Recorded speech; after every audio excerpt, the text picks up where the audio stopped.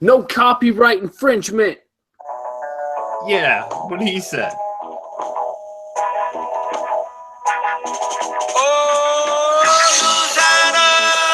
I stayed away from you too long.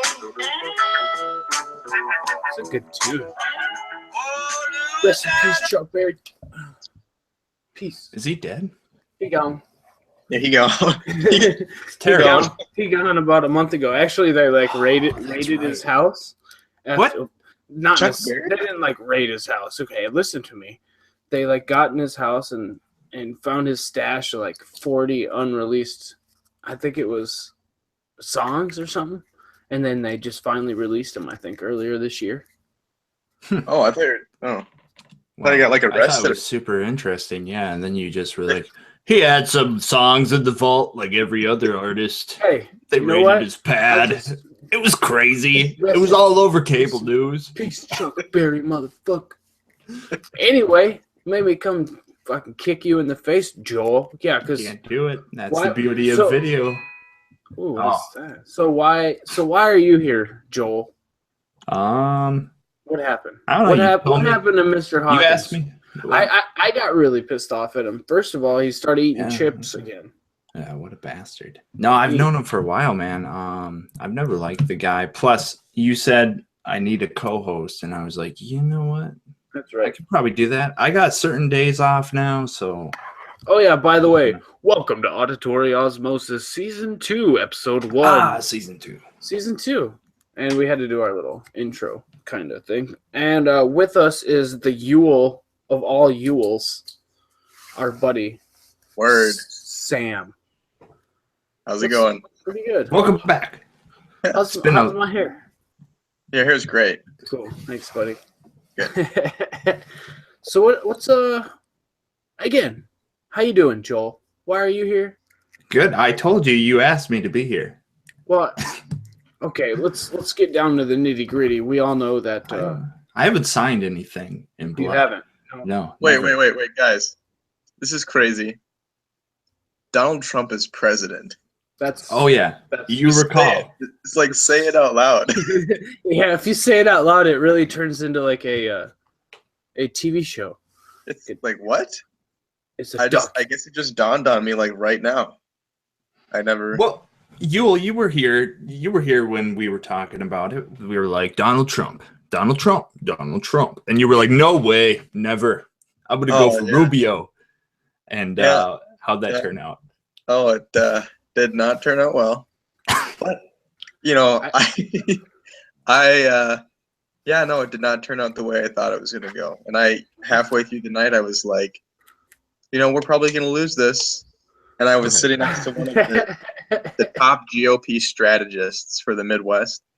And earlier in the night, he was like, yeah, you know, we'll be lucky if we keep the Senate. And halfway through the night, and we win Ohio, and it Right. was like, oh my God, this is happening.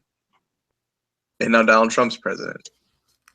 Yeah. How do you feel about that? Were you excited about the Republicans kind of sweeping, but then you had to put up with Oh, yeah. Trump? Well, yes, I was.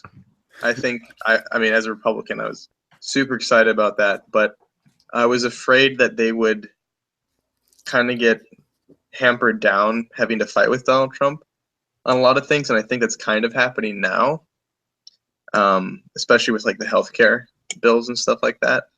Right. But I actually like seeing what he does and knowing that he's actually really smart, even Oh, though yeah. people might not want you to know that. It's entertaining. It's like to dissect it and think about what he's actually doing is I like to do that. So Right. Well, I called all of the whole Alex Jones involvement. You see how much he blew up after the election? Yeah, well, I mean, I was on the ball when it came to what was going on with Trump and politics. Besides being on the fence, being like, there's no possible way he's going to win. If you go back and like listen to our podcast, we were on the ball when it came to Trump's whole strategy, what he was doing with the anti-establishment vote. But I will agree with Sam that you know, when it came right down to election night, I didn't think he was going to pull it off. I didn't. So We talked about it forever. It's like, oh, this is just for show. It's not really gonna happen. This is like Right. they're gonna do a documentary on it after, you know, like. I thought he was like a Clinton surrogate, that the Clintons hate him. Do you remember me talking about Yeah. that? Yep, that was a possibility back then. Well, exactly. It's just crazy. I just can't comprehend it still.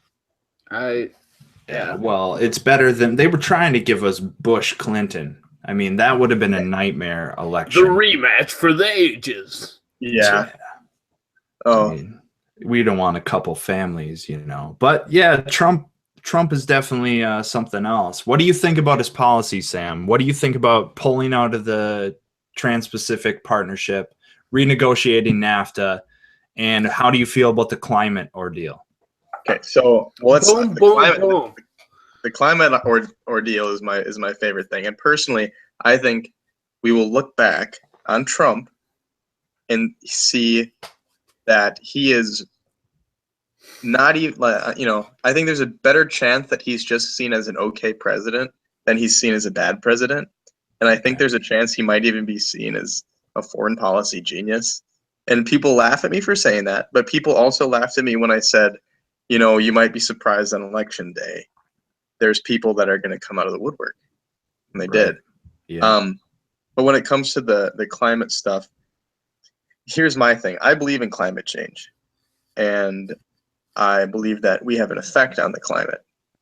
Right. But with the Paris Accords, it's literally just a bunch of globalist Europeans telling us what to do. But it's also non-enforceable. So the people that didn't want to follow it here would not have followed it if they didn't want to. And the people that were going to follow it, they're going to follow it anyways. So there's really no harm, no foul. And it wouldn't have been transformed into legislation in our government just because of who's in control right now. So it was unrealistic to begin with. So the free market will trend that way. And as consumers, if we believe in climate change, it's our duty to only buy things from people that use sustainable practices. That's how the free market works. And it's going to work. We're on track to meet those goals anyways. So right. it's just, to me, it's just liberal outrage over Well, something. and before you like move on to the other topics, so yeah, the climate ordeal is interesting. I think we're on the right path too. Like if you go to any type of market, organic food has exploded. Sustainable agriculture, going green, all that stuff. It's now not just a niche demographic. There's a large majority of consumers swinging that way, and they're teaching it in the public institutions. So eventually it will catch up as the generations progress. Absolutely. And I'm not a big fan of his okay, so here's the one thing that I hate. He wants to nullify the environmental, protection agencies rules on certain things like insecticides and shit.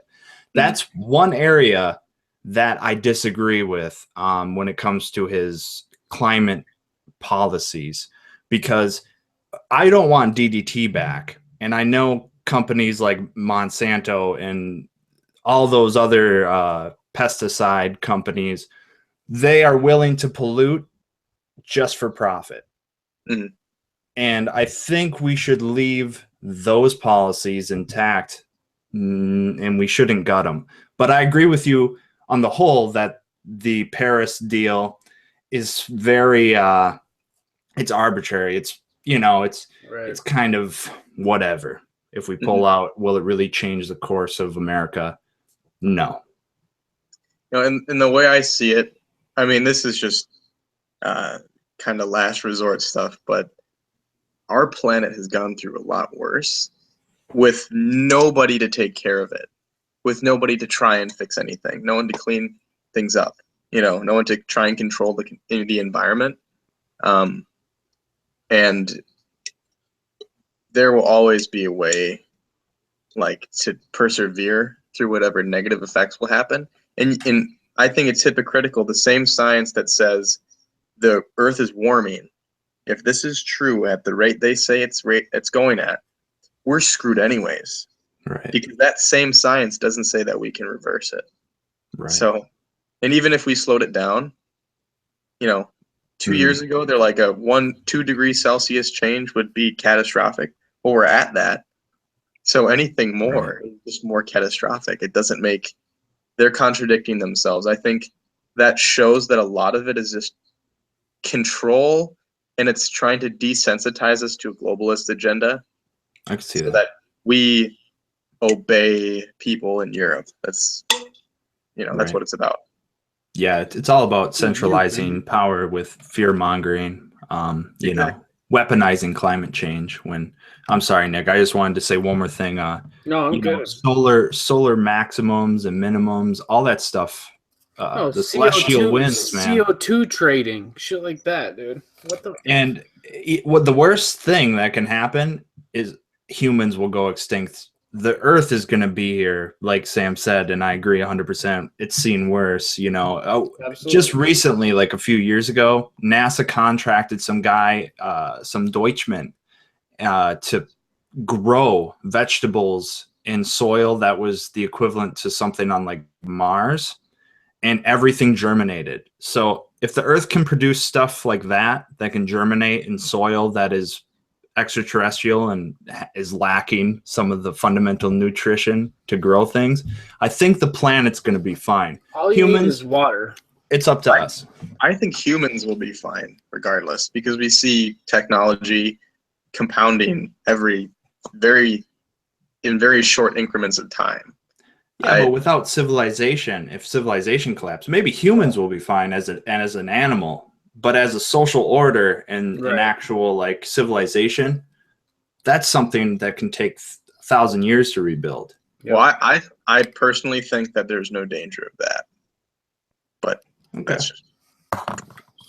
No, and I lean 50-50 with it. So yeah, I know we are contributing to global warming. I mean, duh. We've been taught this since we were kids, that CO2 emissions and blah blah blah. But we know that the Earth's been through these same warming and cooling trends for, every, 32 million years? I don't remember the number. 1,000 years or so? I don't remember. And those are all it's an approximate estimate. And this is all shown by tests from geologists and stuff like that. But they probably, we don't necessarily know.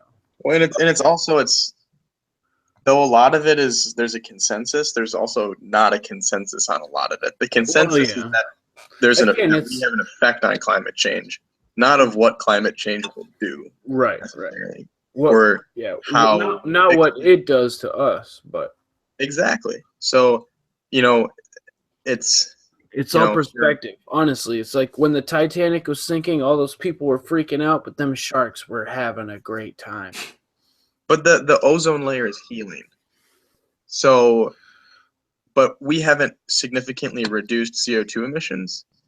So how does that make sense? To me, that points towards something that's cyclical and not as much driven by humans. And then some people are like, well, maybe it's water vapor. Maybe it's not CO2, or like aerosol, we would have been suffocated. If it was from what's inside of aerosol cans, it would have suffocated humans before it reached the upper atmosphere. Yeah, so that's true, Sam. I think one of the fundamental problems, kind of delaying our real reaction and guiding our evolution intelligently, is the fact that we really do think we know everything. And how can we actually see a cosmic cycle if we have such short lifespans? And we didn't have communication technology to record and store written history. 2,000 years ago, we had a lot of oral tradition. And so the point is we're now at this point where we're progressing fast, but we're still like little ants when it comes to the cosmic cycles. And I think we're going to be all right in that regard as well. I think so. So it's just strange that we always think it's the same thing with everything, you know. It's all Humans about are us, to be it's the honest. big ego. Yeah. The world, what is it? Solipsism.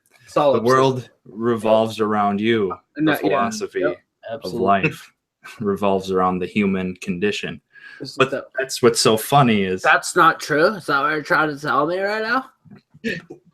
well, it's just so strange if you really think, like, if we can affect the planet, we must be gods. Like, that's what I'm saying. It's so much conceited knowledge and so much conceited imagery that we would think that we are so significant that we can do something like that. But perhaps we are. And you could argue, you know, part of the real process in guiding our evolution is controlling the actual thoughts. And as long as people are divided, you can progress because of competition, but only to a point. You have to unify a message to really transcend the problem.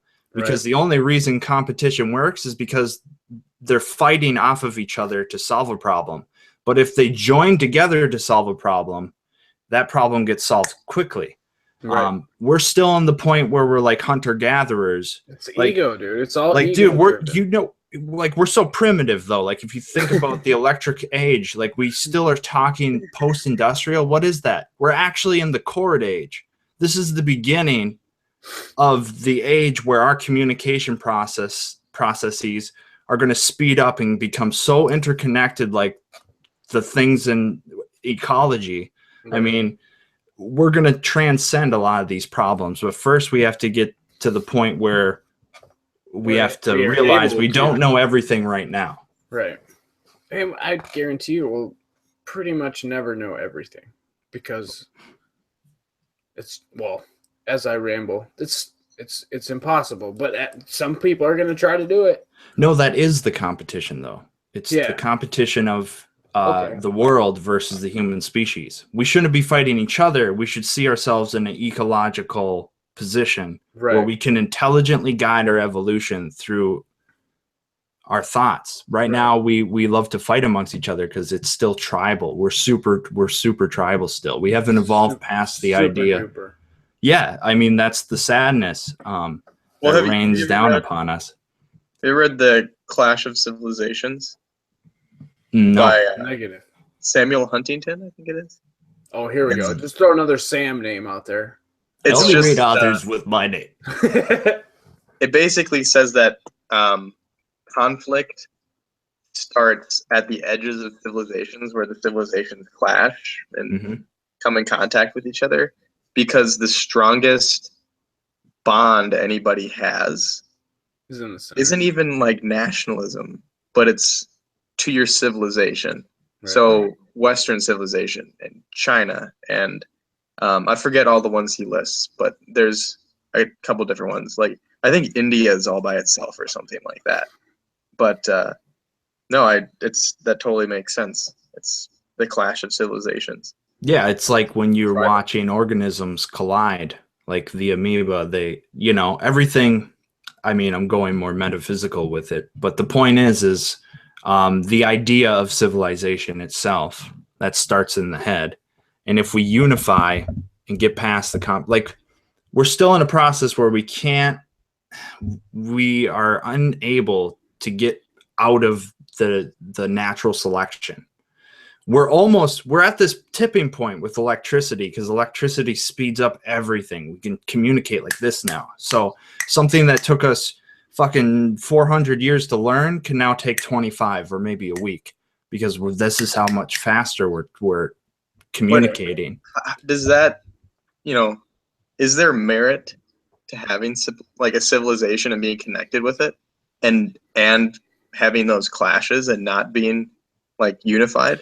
Yeah, no, you're right. Apply in this situation, right? It would decline without competition and without the clash. But I mean, even in a sense that, like, can you even apply merit to unifying civilizations? Because we all have different ideas of what merit is and what morals are, and what your civilization should be. Exactly. So yeah, it's all a matter of relative interpretation. Right. Just But like you can't have unity if that's what it is, though. yeah, but how can thoughts be different when we finally bridge? Like everything that's ever stopped us was a matter of communication. So what I'm getting at is, if we were in the Stone Age at one point, okay, so the Stone Age was a mode of transportation for our genetically for our species. When we invent, or I'm sorry, we don't invent. When we discover fire, that changed the evolution of our species forever. When we discover the internet, that changes the evolution of our species. But going back to electricity, just like we were in the Stone Age, we are in the cord age. We're moving electricity and communication like this, but we're leaving the cord age and we're entering the wireless age. And after we're going to go and progress, this is just a conjecture. But the point is I believe, like we went from stone to here, we're going to go through the electric age towards telepathy. Like, it sounds half-baked perhaps now today in the early 21st century, but I'm dead serious. Honestly, that's literally what that's what they're trying to do. It's all a matter of wireless transmission of thoughts. Communication to be as fast and as easy as possible. And unfortunately, Sam, freedom will not have a place in the future of real civilization. But you think that improving communication will dissolve the barriers in between cultures? It always has. Well, think about it this way. Even like large scale, like you think being able to communicate easier. If it's easier somehow through just thinking and talking through minds, if it's easier to put yourself in somebody's shoes, why would that not make it easier to be together? And scientifically, what Nick is saying is, are you familiar with convergent evolution? In what sense? In biology, it's a mode of transportation of organisms adapting to ecological environmental niches, and how you can look it up. It's convergent evolution. It's like this. So you know how you can control the organism. You can build an environment. You can build certain things in the environment, and the creatures will react to their environment. And if the environment's the same, you can have the evolution converge. So both species, no matter how different, adapt to the same traits. And it doesn't even have to be in the same spot. This is what I'm getting at. Perspective is dictated by experience, and your experience is dictated by the environment. Through communication, through changing the way we communicate, by changing the environment like the internet has, we are all going to start to, through convergent evolution, adapt to the same environment. That's what's going on with the internet. It's a new environment. The thing though is you still can't make people smarter. Well, that's something for neurosurgeons too. And I used to be really anti, like, it really will. It's going to strip us of our freedom. But then again, you're really not free right now, because what's the main method of communication today, Sam? It's money. Money is our tool of tribal trade and exchange. And it's a language, like numbers are, a language that's universal. And it's forcing all the species to adapt to the same environment. Well, I mean, if you define freedom in that way. But that's what I'm getting at. Like, instead of money to organize culture and civilization in our structures and our service environments, we're going to use something else. But nonetheless, it will be a tool or an environment that will force us to adapt, because we're highly adaptable. And whoever constructs the environment will intelligently guide through epigenetics the course of our species. That's my theory. I think culture is just going to be, it's going to be, what's the word? It's going to be the exact opposite of a catalyst in that system, though. So you think there will be a decay and collapse before? No, I don't think that will ever happen because of people's cultural bonds. It's happening right now. Never, regardless of how well we can communicate, we will never all be in the same environment.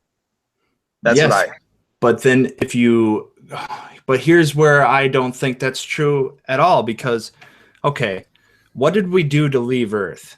Okay, can we agree that if Earth becomes a disaster for mankind, we could reach the point technologically to leave Earth? Would you agree that's an option for our species to survive? Distant future. Yeah. Okay. Now, what do we have to do to leave Earth? We have to create the same environment for everybody. You have to take Earth with you to leave Earth. Humans can't go out without the spacecraft. The spacecraft becomes the environment that will make all humans adapt to the same situation. Sure, like the physical environment, but there's much more to. And to then when life. we settle, though, too, even if we go to a new planet, we're going there as a unified, we're going there as, unless we all go from different parts of the Earth and the Chinese go here and we go there, that's a different, I guess, story.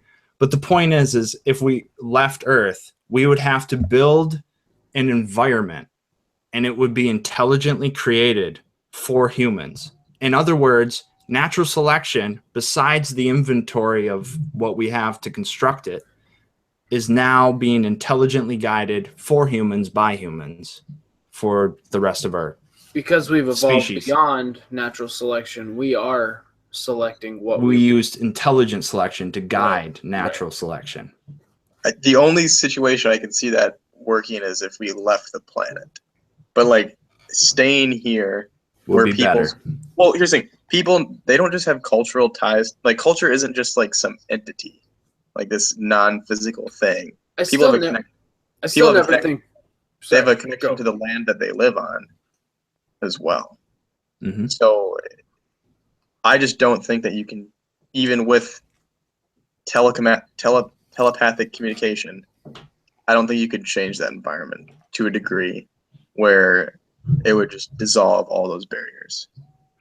I can't see that, because we have so many examples that are self-evident. For instance, if you make a unified time calendar, that's the first step in civilization, to organize a man's structure in time and space. What did we do to do that? We invented a unified calendar based off the stars that structure day-to-day habits. So just a simple change like a calendar, Sam, can rearrange the entire outlook of the people who go by the calendar. But that's a very subtle thing that we take for granted these days. But when that first occurred, that changed the relationships of all humans who obeyed that calendar. They were now on the same cycle, if you will. They were on the same pattern of perception. That's a very subtle influence in the environment that structures awareness. I mean, I've been to other countries and I just don't, even with the similarities that I do see, like with a 5-day work week or having 7 days in a week, it's just still so foreign and different. Right.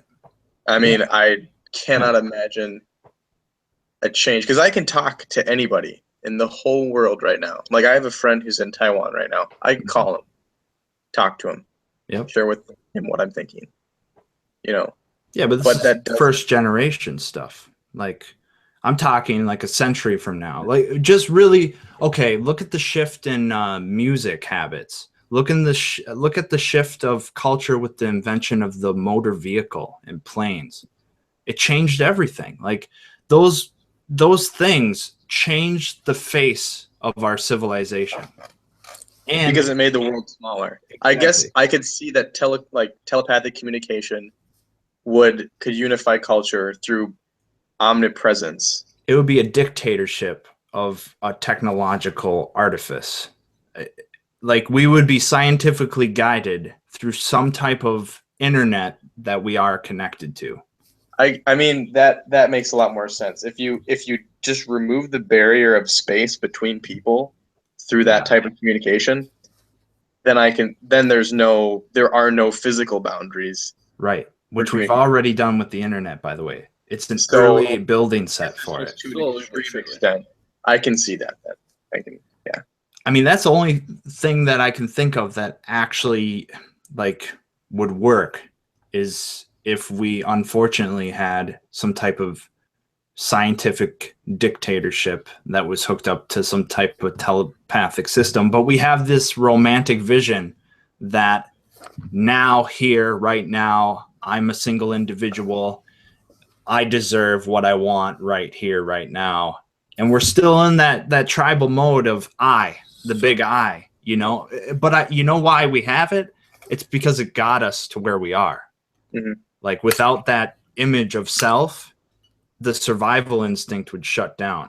So, but we're in this transition phase. Like, I'm gonna say it. Like, I really believe in 100 years from now, just like we look back and we think pre-electricity, post-electricity, Stone Age, Iron Age, all the ages, this is going to be called like the Cord Age or something. And we're seeing the early steps to a communication platform that is going to rewire our species. And I mean, I guess without the wire, but as a metaphor, rewire. That'll be old hat by then, Sam. They will say, what type of archaic language? Wire? What does that word mean? Yeah.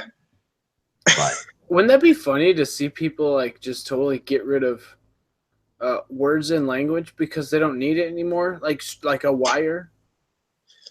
Well, that's the weird thing. Like in the sense that we know it as, like for communication, has only been around for like 150 years max. Yeah, wait for it. Isn't that weird? They probably won't even say wired age. Right. Things. Exactly. I mean, remember when internet was dial-up? Yeah, this is the weird thing about the technological quickening. You know what did it? Electricity. You know why? Because electricity speeds up everything. That's why even rock and roll and stuff changed our like attention spans, and there was a shift in the music. There was a shift in everything. Like, it's crazy. I could talk forever about how we don't even realize that we're sleepwalking through the evolution process. And once we get to a certain point, we're going to wake up and realize everything we put out there comes back to affect us. And that's cliche. But the point is we're sleepwalking. Like, I told my friend recently. Why don't you get woke?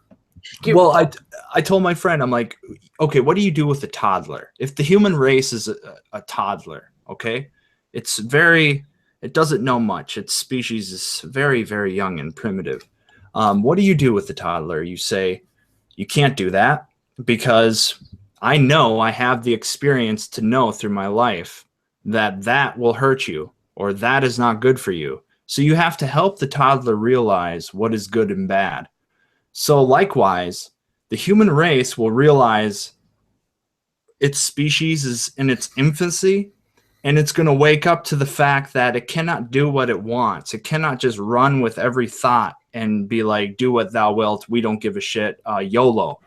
That's going to be frowned upon in the future because, like a toddler, we got to learn and guide ourselves to grow up and mature as a species.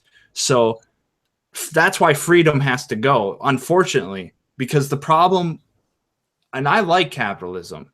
I like it because it motivates people to do things for others without conflict that is violent for the most part. You could say in some type of metaphysical world that the exchange of money is very violent.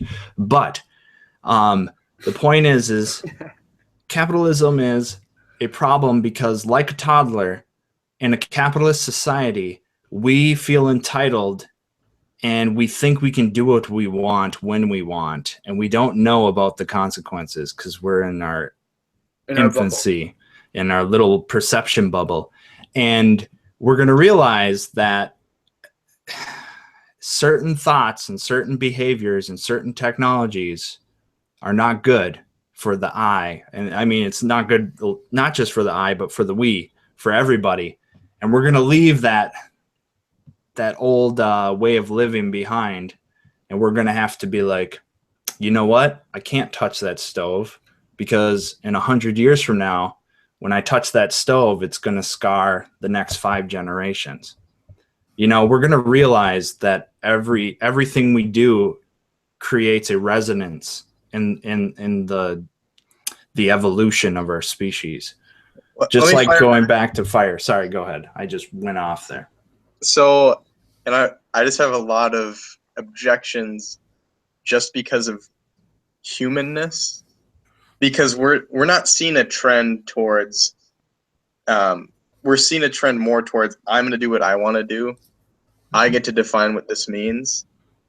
So I guess, I mean, it's just like with postmodernism and, you know, being able to just define whatever you want to, whether it's your sexuality. Is that humanness, though, or a manufactured ideology? Well, it's like nihilism.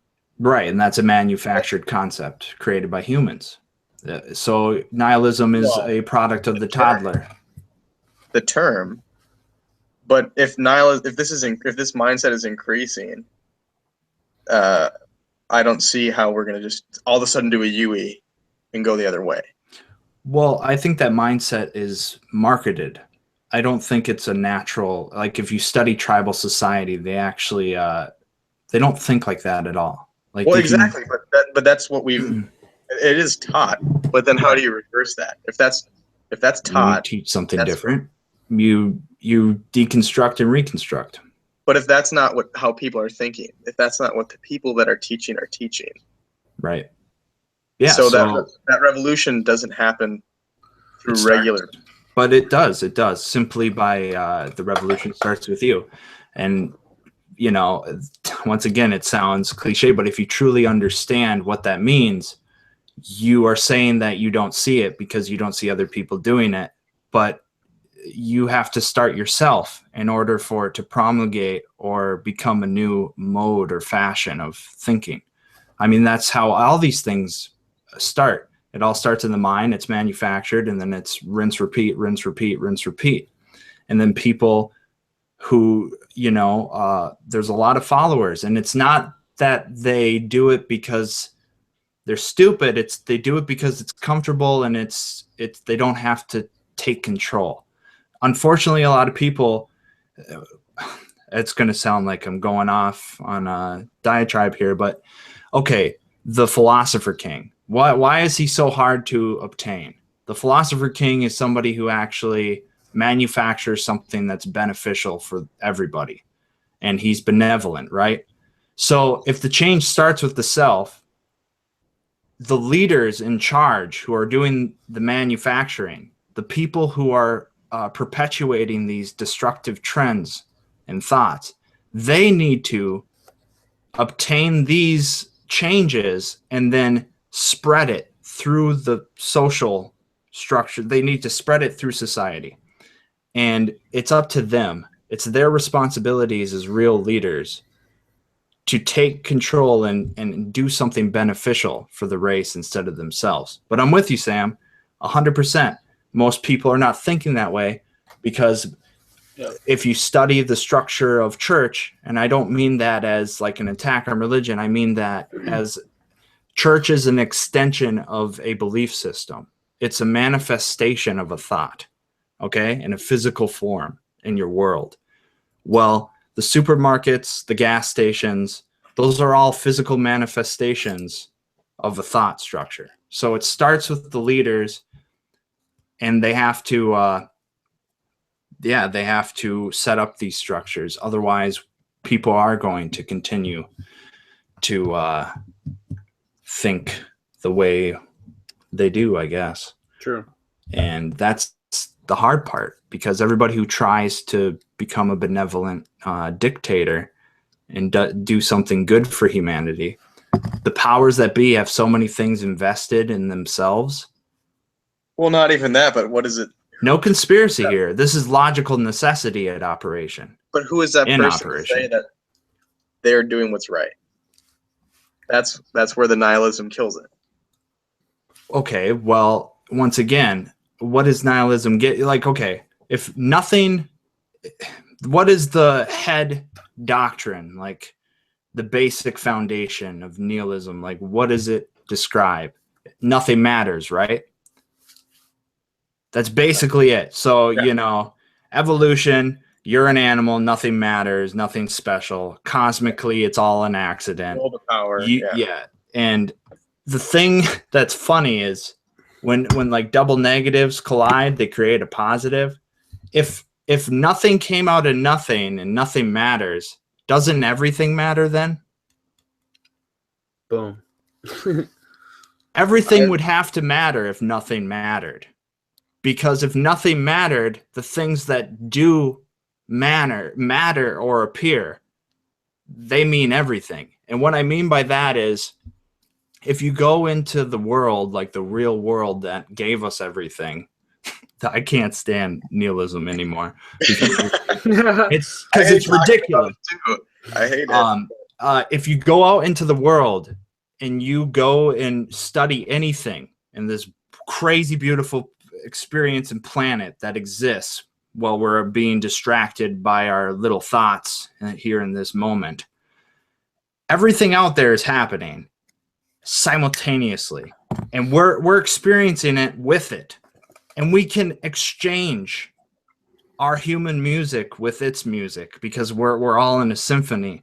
And if nothing matters, I really challenge them to go out there, because when I go out and for a hike and I see every little plant, every little insect, every little animal, I know that they are the present incarnate.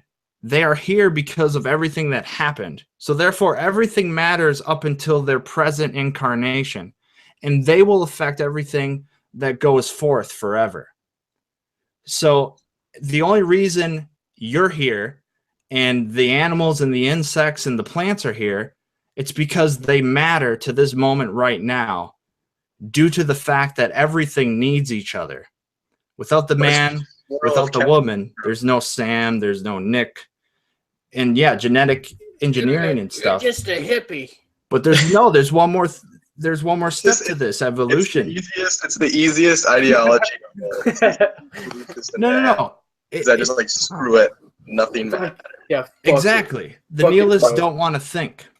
Well, see, you got me there, because whenever I write a paper in college, I write it from a nihilist perspective, because I don't have to think. I know. You know, I know nihilists don't think. Matters. This doesn't matter, but this is. I know. You know?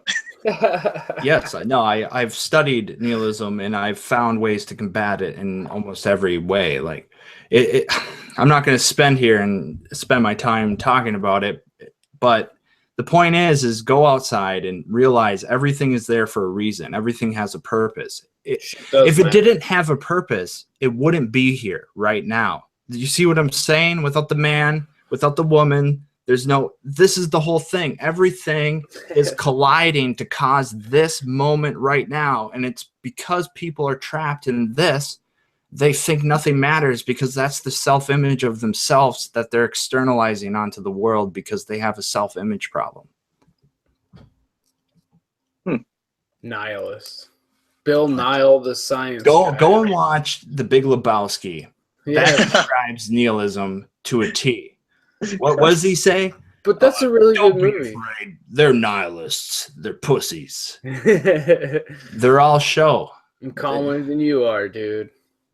They have nothing going on up here. They don't want to contribute. They'll consume. They'll destroy, but they don't want to create. And the generative principle behind civilization is creative imagination. So nihilists have no place in the evolution of the species.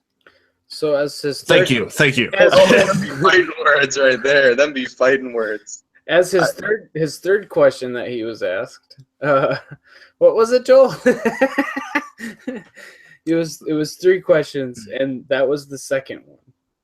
What, going back to the climate change? Yep. Stuff? Yeah, I mean that was. Well, we've went far away from that. We went way down the rabbit hole. But I was asking question. Sam. Well, yeah, the 3 questions I asked Sam about Trump had been, I believe, what do you think about the TPP that we exited, and what do you think about renegotiating NAFTA? And since we covered climate change, the NAFTA. I have a new third. What do you think about Trump's brinksmanship? I trust him with brinksmanship. Going back to being a foreign policy wizard, I think having those generals in his cabinet really show off like his ability to handle brinksmanship. He already proved it with the North Korean stuff. He also he Joel. had the what happened? Sorry. We never talked about how, like, if he did become our president, how much of a badass he could be. Like, seriously, like, Yeah. behind closed doors, that motherfucker could be shaking the best hands and getting the best deals done. Somehow. I mean, I read part of the book. I have it. Was it Art of the Deal. Art part of of the deal? Yeah. That's funny. Motherfucker. Actually, No, that guy sued him. The guy that helped him. Really? I think co-wrote or whatever the book. Yeah. Well, that's the thing about saw Trump. a video the other day where it's like he was at I think it was like a football game, and he goes out onto the field with this supermodel, just this really just gorgeous girl, Random. and they're like doing the thing where you throw the football through the little circle. And, like if you do, you get like $10,000, and like no one ever can do it. Right. And then he just walks out there and throws it. It goes right through the hole. Like that's Yeah. like awesome. to me, it's stuff like that that defines him. Just because you would be lying no matter who you are. If you were born in like the late 90s, even if you'd be lying if you said you never once said it would be really cool to be Donald Trump, or I wish I was just like Donald Trump. I used to watch his show, The Apprentice. The Apprentice. That was such a good show. Well, the So guy much has drama. confidence, man. That's the thing. Out He the has ass. the larger than life archetype. Like he's a character, but he's also a human being. But he's so much of a character that it's hard to see the human being. That's why people hate him, and that's why people love him. He's like half god, half human, like Achilles. He's a demigod. He's a like demigod. Hercules. Hercules. And Coming to save America, make us great again. yes. Well, it's Watch it's him funny lift to- the whole of to America. argue with people about him who have like this. There are norms in politics that have just been shattered, and they don't know how to handle it. Mm-hmm. Oh, yeah. Like just he's like alpha male when he's with all the European leaders, like shoving them out of the way to be at the front. Like it's America. well, exactly. And I think it's very right. Like he's delivering on what he promised, and people are upset about it. And the people who are upset about it are the loudest people, but I don't think they're the majority. They're very loud, but they're not the majority. Well, that's like commenting on YouTube. Well, okay, here's the thing. The Democratic Party has a lower approval rating than Donald Trump does.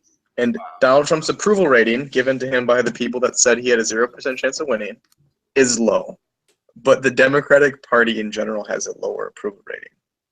Damn. So what does that say? It's people, I mean, to me, I think the polls are wrong because they were before, and I said they were wrong before.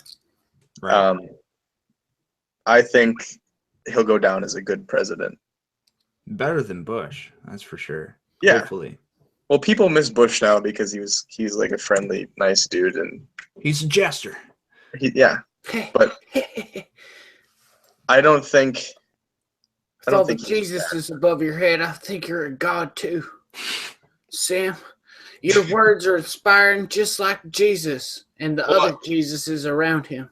No, it's an interesting, decorative, That's like oldest religious Jesus. household. It is nice. Where's the 6 baby? big Different Jesus? styles. Yeah, no, actually, let me show you this real quick. I need the baby Jesus. I So saw you the have, like, bottom these- middle one. That was You have like a cool one. bunch of European Ooh. Jesus, and then you have some more obscure, Nice. super white Jesus right there. Super Jesus. Any clean shaven morning cup of Joe Jesuses with a suit Yeah. and tie on going Yeah, to we his got corporate color desk sheet. job? How about Buddy Jesus? Any of that? Can I put one of those on your wall?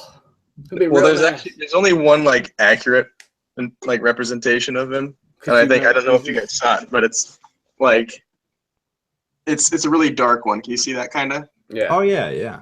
Sort of. It's like realistically, Jesus would have been about 5'4", 5'2", dark He skinned was beard. a man. He had a beard. Well, no, he was a Jew. Like he was like a first century Jew. He would have been Right. a short, brown colored dude with a beard. You know, Yep. No, he's awesome. Yeah. I like the photos. Jesus is my guy. Well, they're not photos. Jesus, my bro. Nice. He's my dude, bro. Here's a question for you guys. Okay, I've been thinking about what would you send into space? What if you had to send like one thing into That's space? a good question. To With me? ETs. Oh, to ET. Okay. It can be like a piece of media, like, you know, music, film. It can be a book. It can be anything. What would communicate the story of man to ETs? Nick, do you want to go first? Nope, you're going first. Oh, jeez. I don't have enough time to think about this. I would just send my podcast. How's that? Yeah, we'll Just send the them a CD. We'll of- send this video right now. and And then- all they have to do is Google Donald Trump and Jesus and like, you know, the Democratic Party. I would send them. Oh man, what's the most human thing? filet you know? mignon? A pig. I would. I don't Send know. them, I think music is, but that's true. I mean, music would be good, and I'd probably send them Queen's "News of the World" album if I had to choose. nice. Ooh, Yeah. that's pretty good. Yeah, Nice. it's okay. Well, how would you send Engine. it? Compact disc with the Discman and batteries not in the Discman? Is that what you would do? It would be a record player, like Ooh. an old school one with the big horn. Vinyls. Oh, You know. all or encompassing. I would send them some of your twice baked potatoes. Yes. Nice. Those are so good. There's some Freddie Mercury and twice baked potatoes. You're croquet set. set. This is Here's a bad. croquet This set is human. Yeah, croquet set with some league rules. House or league? Like, League. let's get this Definitely right. league. All right. Yeah, like, those humans are picky. They're Fickle, goddamn man. barbarians. This game is just barbaric. Yeah. A bunch of mallets and balls. It's physical motion and things are hitting each other. They're using the force and I don't get it. Why is he standing on his own balls? Too much. I would send. I had this epiphany, I suppose. I want to write to NASA. I want to send "This Is a Man's World" by James Brown into deep space, and I wanted Alien to put that out because everybody.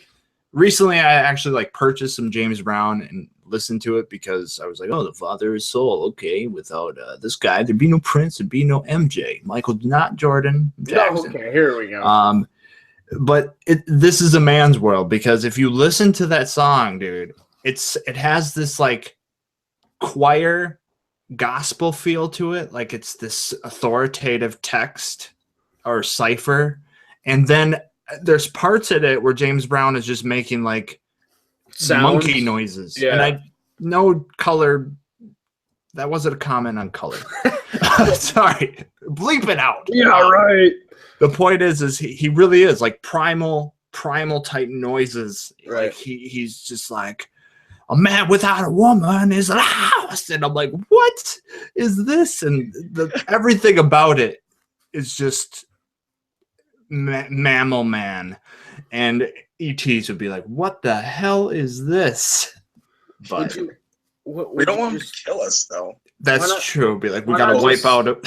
It's a just- planet of apes. Sorry. Just send a guitar into space. I think that would be awesome. And a How What Hendrix if they album, don't have, like, fingers? right? they That could That would That's just it. be a big FU, you know? well, Dude, that's the thing. I want to listen to ET music. Like, are they gonna have music? I watched an indie it'd film. be all once. synthesizers. Well, what? Because arguably the heartbeat and oxygen, that's like the fundamental things to have music, right? Because without oxygen and shit, sound wouldn't carry in waves and blah blah Right. blah. Vibration, yeah, water and stuff. Anyways, Well, that's would also aliens why. have it? That's also why they. Sorry, that's also why they say that we respond so well to music, is because we're made of water, and the vibrations that we like are Make us feel good. giving us those good vibrations. Beach Boys. Oh my god! Another band with great music. You just dropped a Beach Boys gem. Good Nice. vibration. Or with Nick Ritter, it's 10:54, and he just dropped a Beach Boys gem. Boom. Ritter, over to you. But yeah, that's a good point. Water Round, and sound round. waves. I get around. Yeah.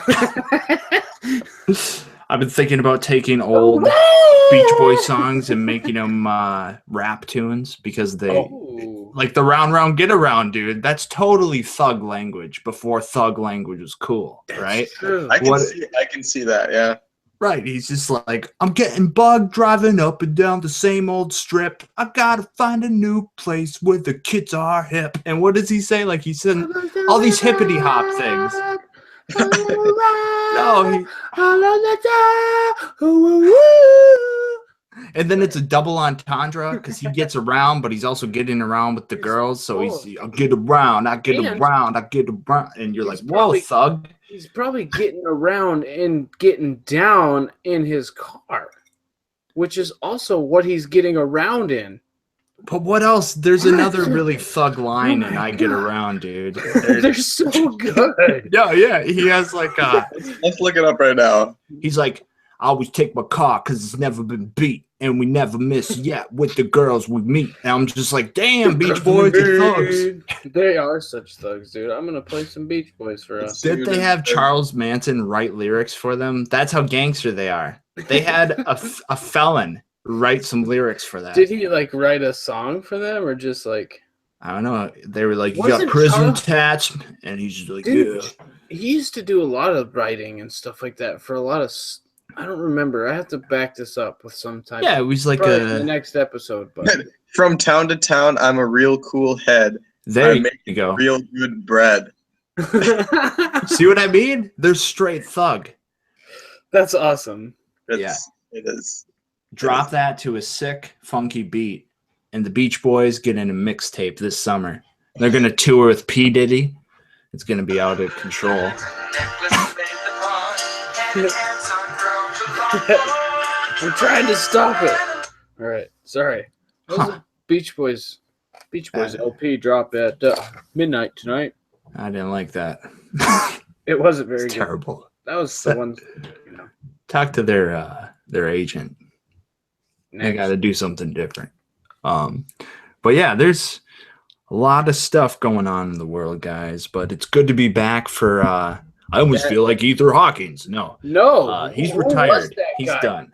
He's a raging alcoholic, and I don't want him back ever again. Yeah, get ready, Ether Hawkins. He's a total ass clown. Chips and booze. That's what I call him. He is a chips. Crisps. He's a boozer and a crisp head. Crispy. Yeah, I don't know. He's a crisper. We'll call him Crisper. He's a booze head and a crisper. Yeah. But I'm glad. Aren't those two new dating websites? And the ratings are up. Did you see the printout for the live real-time feed? Our ratings are through the roof. They are. I can't believe that people are finally, It's like 4 or 5 million. Episode 1 of season 2. Right.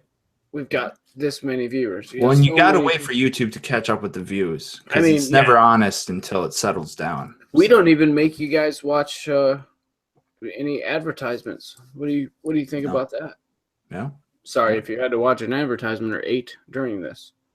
No copyright infringement intended. Yeah. This is Auditory Osmosis coming live from the basement.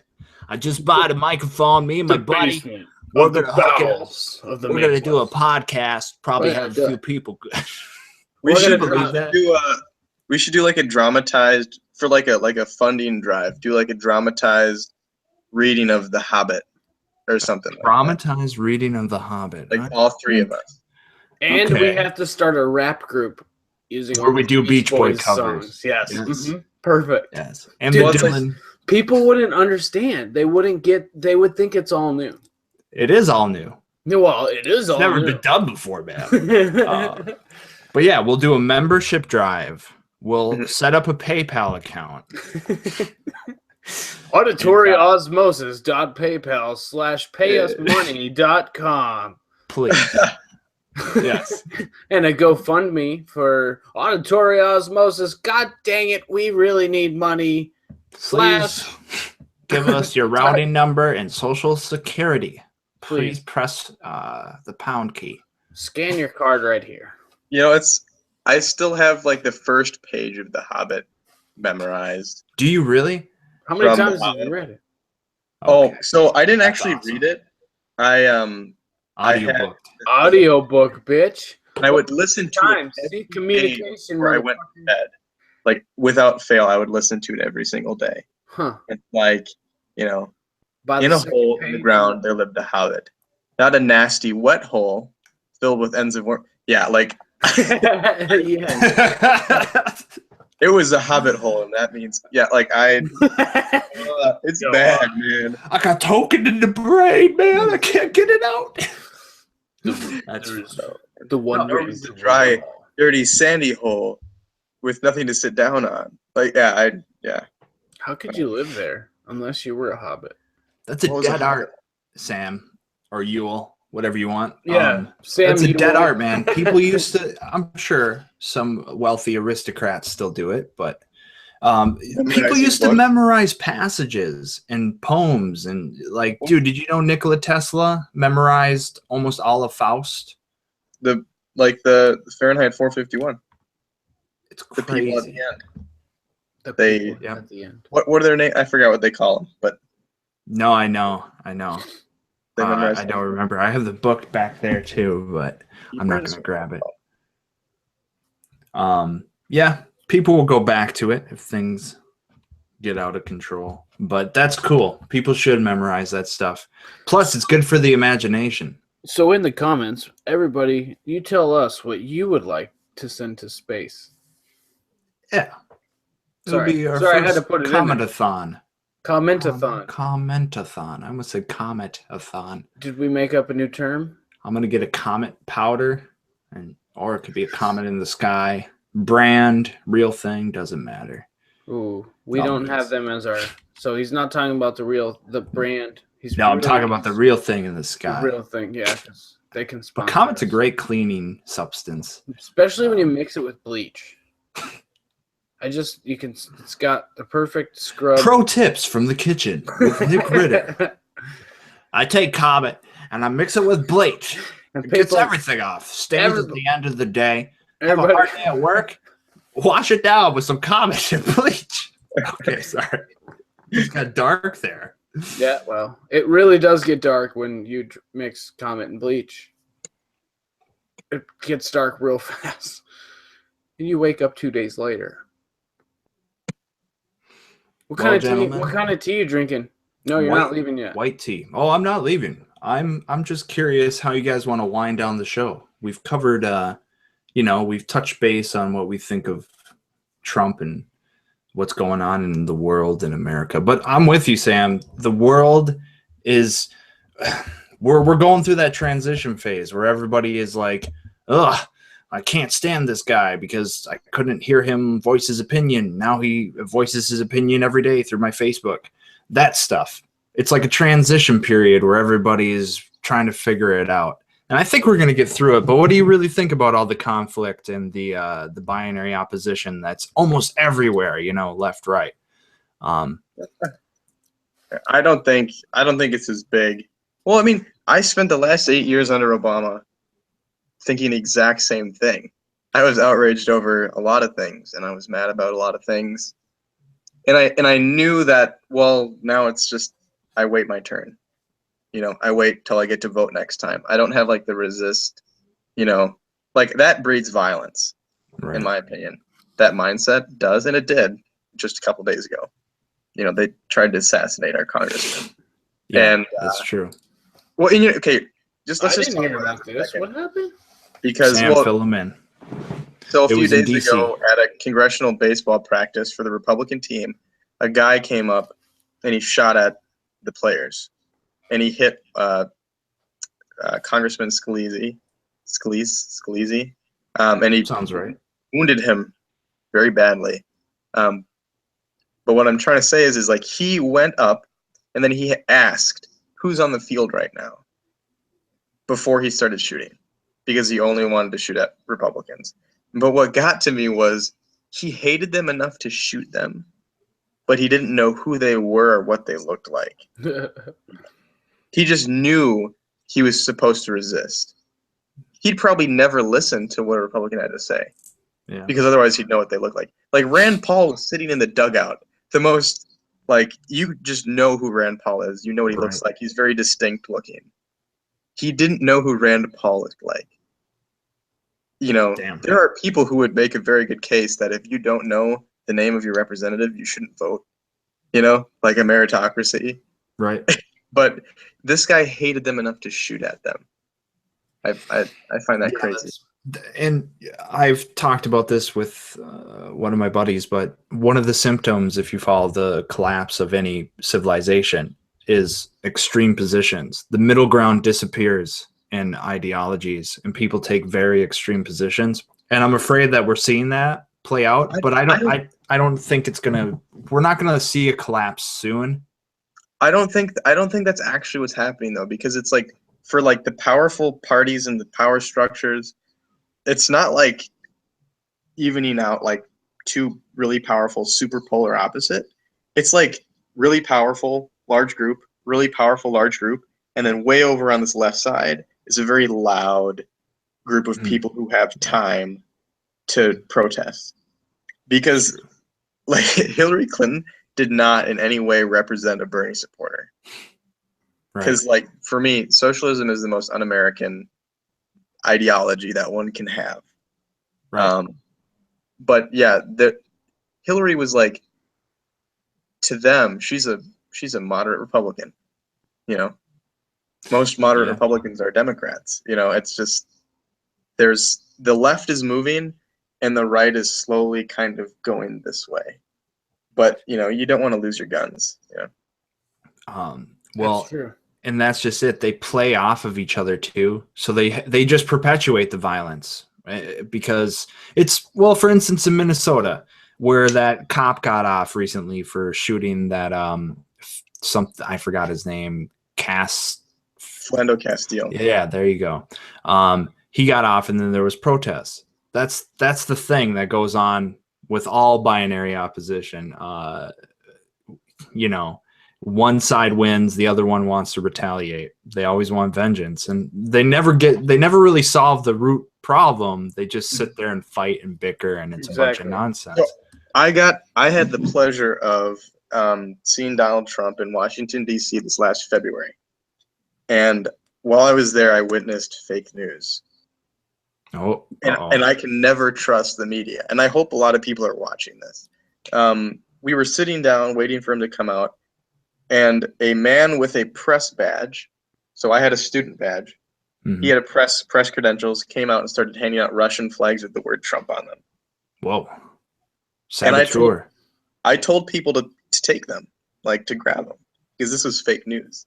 Yeah. It was on the news, you know, obviously people were upset about it. And then I'm sitting by the press box while he's talking. And I mean, there was like two sides next to the stage. And I was like the CNN people and the MSNBC, it's like, they're all talking amongst each other and they're like, fuck this guy. Like this guy is just like, they're like bad mouthing him. That is not objective reporting. These people aren't there to report objectively or the facts. They're there to tear this person down and portray him in the worst possible light. Right. But so it's hard because the media is important. But I've seen personally, it's just a negative agenda. They're trying to take him down. Yellow journalism. I didn't believe it at first. But after seeing what's against him, I am so in favor of him because he has so much to overcome. That's just not his fault. Yeah. No, I'm with you on that. Is it sad that he's overcoming shit though? I mean, well, from how about 6 months ago standpoint, do you think he'd be in this position? What do you mean? Well, granted, we talked about it. So he is the president now, and we figured it would just be it's a mirage, it's like a show, but he's actually doing work. How many of us thought that? Yeah, I mean, I I didn't think he'd get this far at all. I said he wasn't going to win the primary. I said he wasn't going to win the general election. And now I'm not inclined to say he's not going to do something. Right. Every time I've said something, it was the exact opposite. And when proven wrong. Well, when I asked my political science professors about the election, and they said that Hillary was going to win, I thought to myself, I think this means that she's not going to win. Is that his agenda, or his or her agenda, or is that just? Well, I was just thinking, I'm like, this is going to be totally out of this world this year. Well, we called it. We called it a year ago. 2017 will be the year. Granted, I guess it's technically 2018. The real question is, will he get reelected? Yes, he will. Yeah, there's a lot of time, but yeah, like numbers wise, every president for the last 100 years, minus Jimmy Carter, has been reelected. So I mean, and wasn't Warren G. Harding in his second term, and then he died? So he even got reelected. So I mean, it seems to be the norm. Trump would really have to mess up. I mean, look at even Bush got in after throwing us into Vietnam. But, well, and that's the thing. I think they're trying to discourage us by saying he's got a super low approval rating. That doesn't mean shit. And I can say that on the record. Like, America first. And I think it's only been a little amount of time. It's over 100 days at this point. But he's got 3 and 3/4 more years left. So, or 3 1/4 years left. Yeah, I'm with it, dude. Because you know why I was so big on like Trump, and I actually did pull the lever for him. I think when it comes to international policies and globalism, I think that's the right thing to do, but we're not ready for it as a human species right now. It would be terrible if we rushed into it. And I think Trump was the counter to moving too quickly into something that would have ended up being terrible for everybody. So I think it was just the right moment in our little evolution here that Trump came along to save us from a trajectory that was disastrous. So but I think nationalism is backwards and primitive fundamentally. But I think it's good for America right now. It's the solution. It's a temporary solution for an ongoing problem. We're on the rebound from Bush. Yeah, we're on the rebound from a bunch of bureaucrats. Bush Obama, I should say. Exactly, and this is what when it's stuff like, people are mad that he's shrinking the bureaucracy, but that's what he promised to do. I don't believe in a big government, so I'm not upset when he appoints someone to be head of this department that doesn't like this department. It's just a shrinking bureaucracy is better. Like, in the last 70 years, it's just gotten out of control. So, yeah. And, I think the next election is going to be interesting. Plus, I think the Bernie wave is going to come back double, because everybody knows Bernie was like screwed out of the nomination. I think we had the media and the internet allowed us to see, or to think, that he had a lot more support than he did. Because if you really look at it, like, his numbers, let's say the country is 17%, or it's bigger than that. It's like almost 30% of the country is Democrat or something like that. I forget the exact percentage points, but only part of that party voted in the primaries, and only in a smaller part of that party voted for Bernie. So for the whole country, like 3% of the country, right? Like, thank God we know voted for, liked Bernie. So. The General College was great for us, not for us, because I don't identify as a Republican, but in this particular situation, it was great for the Republicans because the Democrats dominate California and New York with population and stuff. So, the General College is it does its job. So I don't know why people think that it's so terrible. I know that, you know, the popular vote, Gore got screwed out of it, and the Democrats have been bitter since then. And they've been bitter about any party is bitter when they don't get they their win way. the popular. Yeah. Well, vote I mean, and is in their favor. it's worked that way for a long time, though. This Mhm. isn't new, and Right. that's the thing. This is to me, this is the perfect system, because this is a country that's bigger than just California, and it's bigger than just. I mean, it's not even bigger than just California. It's bigger than literally the lead that she had came from like 4 counties, very small counties, just have very densely populous. So there's different cultures and subcultures and religion. Yeah, it's called the State of the Union. It's not called the State of the State. Exactly. So it's like in there, should we just abolish the Senate? Yeah, You know? exactly. We should just abolish the Senate. There's no reason that Massachusetts should have as much representation. You know? Yeah, so I think on the surface, you touched on a few interesting points. The media is definitely framing perspective for vocal minorities. And then the people who get their news feed through these social media outlets and through cable television and NBC News, and even some of the really like over-the-top alternative stuff, that's all weaponized propaganda for their political agenda. And people think that when they watch like the Young Turks or the Alex Jones or the NBC News or whatever they feel comfortable with, they think they're getting a wide variety of opinions, when really most of these people are engaged in weaponizing their media for a political agenda. And we've moved away from real journalism since the internet, because people can author anything. Yeah. Well, and me and Nick work with somebody who is like that. Okay, do you have like, I only have like 5 more minutes before I have to go to bed. I have to build a fence tomorrow. Nice. But, okay, what do you think about this? We have a coworker who became a socialist because I know this coworker. Because he read Animal Farm. Right. Well, Orwell is more complex than Animal Farm, but that's the thing. Like he's like, I like recommended a book to him, and it was Ayn Rand's Capitalism. Okay. And he's like, "Oh, I actually don't read books." And I was like, "I'm like, really?" He's like, "Yeah, I've only read like 4." And he listed off like 3 really obscure ones, and then Animal Farm. But he's into tarot cards. Pretty much. He's just, that's beside the point. But usually, you know, I think it is the point, Sam.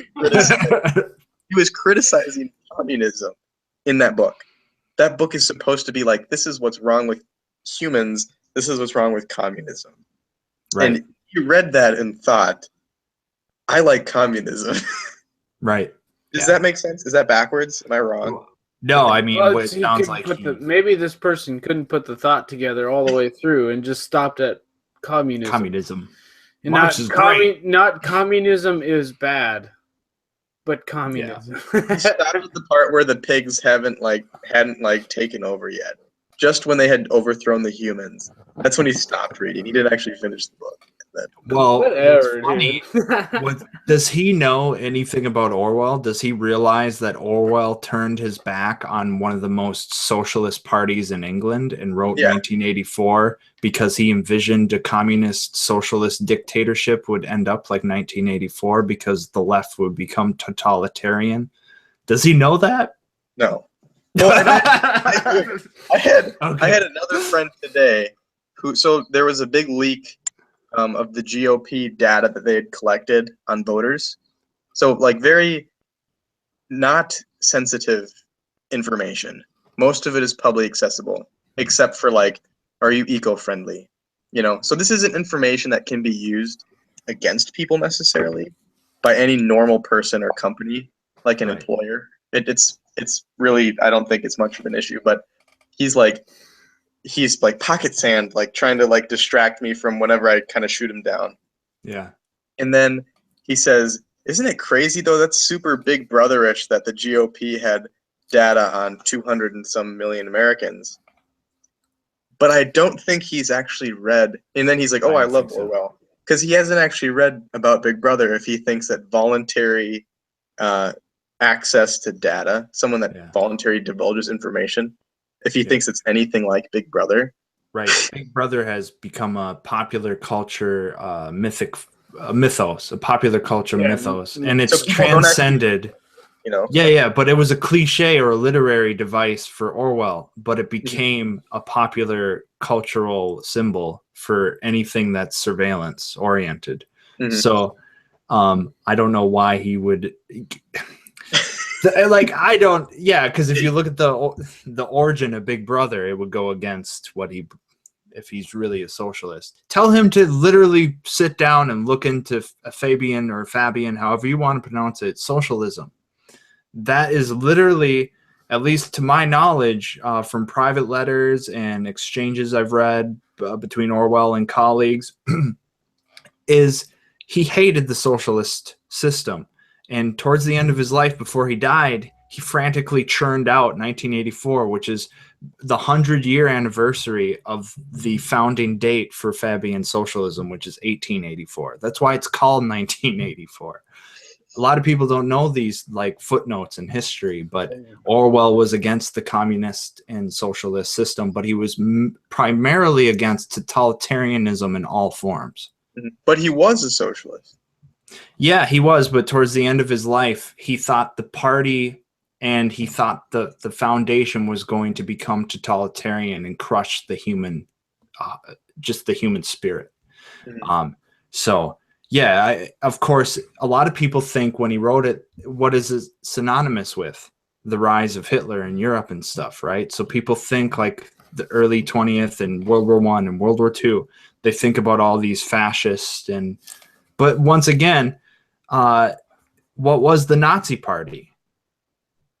It was the People's Socialist Movement originally. It was socialism disguised as some crazy egomaniac with a bunch of people into the occult that wanted to turn Germany into some type of esoteric experiment where they were going to kill off the Jews and gypsies and implement eugenics, which, by the way, eugenics started in America. Was popular under the socialist intelligentsia of England, because Huxley's grandfather, Aldous Huxley, who wrote Brave New World, he was Charles Darwin's assistant. So evolution created, well, that's because the elite and the well-to-do, they mingle. But yeah, if you really study everything about Orwell's 1984, just tell your coworker to study that, and he'll be like, wait a minute, I guess the left is just like the far right. It's funny because he wrote a quote from 1984. No, I bet he did. On our little whiteboard thing, but he just looked it up. So he didn't post a meme on his Facebook wall saying Big Brother's watching you? He's definitely not my friend. Well, Sam, it's been good. Thank you so much for having me on. I appreciate it. It's good to be back. Yeah. Welcome to season 2. Welcome. We're All kicking. right, man. Samuel, you have yourself a good evening. You too, boys. It's good to see you. I'll see you later. Good to see you. Yep. Build that fence. He's putting up a wall, people. Make America great again. I've been inspired. It's a Trump's building walls. I'm going to build walls. No, that's good. It's made of concrete. It was a good exchange. It was. Yeah. Always fun to hear the political side from Sam. What are we calling the politician in the field? Yeah.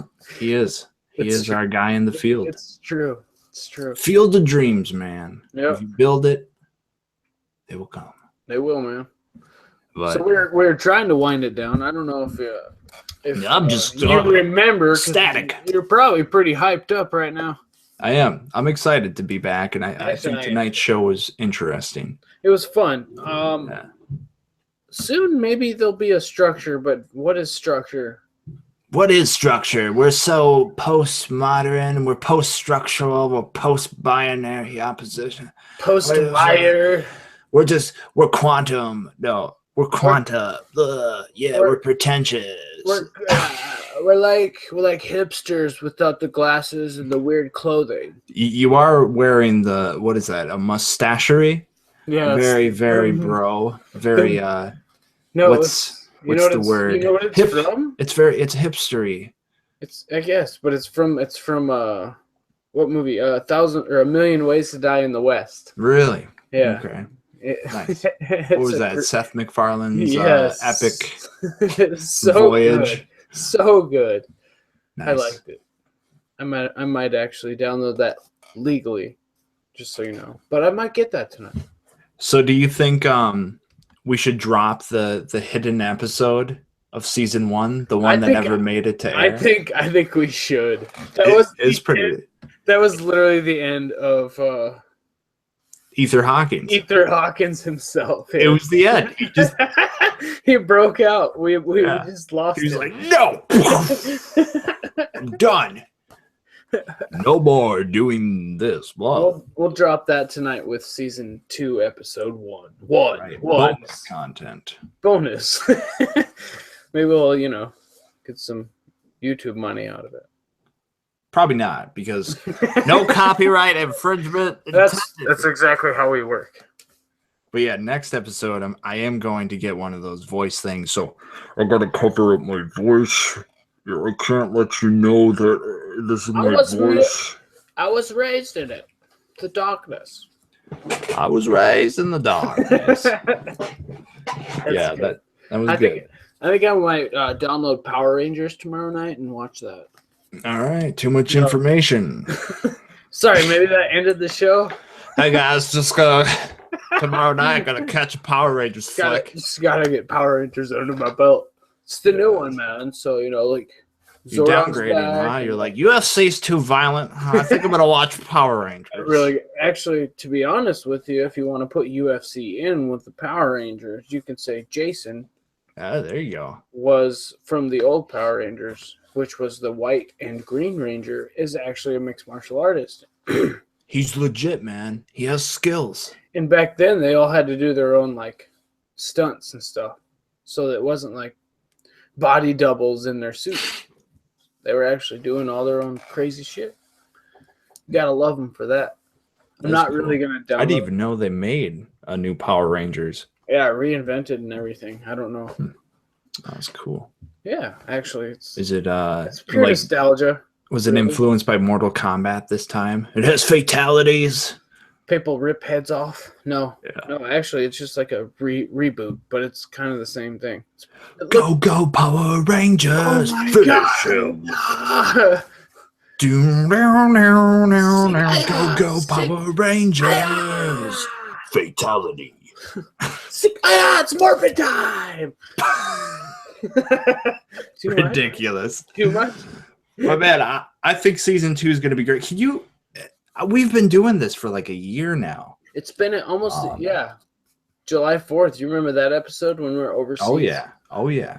All audio, no video. July. We have to do a 4th of July extravaganza. It's kind of like the big holiday for Auditory Osmosis. That's true. I think it should be, But it was fun. That was an episode to remember. I think we mention it every other episode. We're like, remember 4th of July. Every episode. It was crazy. Back in the day, last year. 361 days ago today. No, I don't think it would be 61. What is the date? The 19th or something? Yep, 19th. 619 if you follow wrestling. That's Rey Mysterio Day. That's right. The Sacramento's area code. Or is it San Diego? I think it's San Diego too. Probably. That makes sense. I'm supposed to do a road trip the whole Pacific Coast Highway this winter-ish. Whoa. Yeah. So you're going to be on the road, huh? Yep. Antique Roadshow. Yeah. It's going to be my thing. I'm going to bring a bunch of antiques to California and just try to sell them. Yeah. Well, I will sell them because they're expensive as fuck. But I'm just going to find out how much they're worth, right? Yeah, no, you should, and set up roadside stands. Be like, we're on our way to San Francisco. I'll do like a Listening to Mamas and the Papas. I'll do like a tweet of me selling oranges on the side of the highway. If you're going to San Now she's Francisco, selling oranges by the freeway. Sorry, got that's some what she's going antiques in the back. Peace, brother, one love. to. Peace. I'm going to One. San Francisco. If you're going, that's all that's going on in that Hey band. Joel, we're not in San Francisco anymore. So, all right, man. Hey, it was good. It's good to be back. Oh, Fuck, yeah. it's good to be back. It is, yeah. So the vulgarity at a low, please. I love. I apologize for using Thank you. my first word in life. Thank you. Yeah. First all- word. Thank you to Poor all. parenting. Poor parenting. It's just like Taken 3, you know? It's like number 1 and number 2 are like, all right, okay, but number 3 is poor parenting. It's true. I don't watch blue collar flicks, but I'm sorry. That was just a little Ether Hawkins coming out. You can't do that. I don't He's watch gone. blue collar flicks. He's gone. I know. He's no longer with us. That's true. It's unfortunate. Yeah, well, I'm glad he got fired though, man. That guy was just out of control. He was stealing money. He wouldn't give you a fair cut of the pay. That's true. And then towards the end there, he was so lost in his like crisp bag. He just constantly call him and he's like, I bet what happened is he used all the AO money, auditory osmosis. Oh, yeah, I'm money, sure. and he Yeah. went to London and had fish and chips and crisps. No. I bet you he took all the AO money, and that's why you guys didn't have electricity and couldn't air for a few months, and probably went to a wholesale place like Costco and just bought chips and didn't make it home. Do you think? I'm guessing he's living in a van down by the river. Oh my God, that's amazing. He probably is. What river? There's I don't only know. a couple of them around here. You'd have to ask Chris Farley. Oh, he gone. Yeah. I miss Man, him. we can't stop bringing up these dead people. Chuck What? Berry, Chris Farley. Cuckold McFingerfuck. Day of the Dead here at Auditory Osmosis. Tonight we remember some of America's cultural icons. Dio the Dia. And after this moment of silence, we will be off air. Thank you, everybody. Now with us, enter a moment of silence for all of those dead actors and actresses that we miss very much, but none of the ones that we don't.